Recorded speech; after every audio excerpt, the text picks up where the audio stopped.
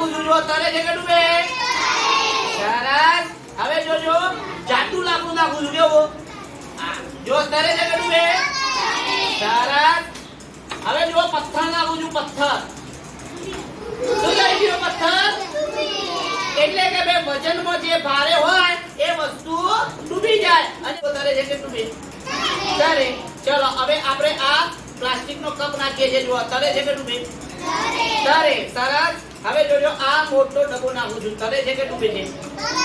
તરે. એટલે કે ભાઈ જે વજનમાં હલકી વસ્તુ હોય એ તરે અને વજનમાં જે ભારે હોય એ ડૂબે.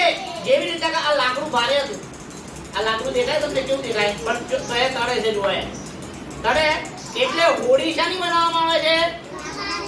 એટલે પાણીની અંદર હોડી તળે છે. અસ્તુ. જય હિન્દ.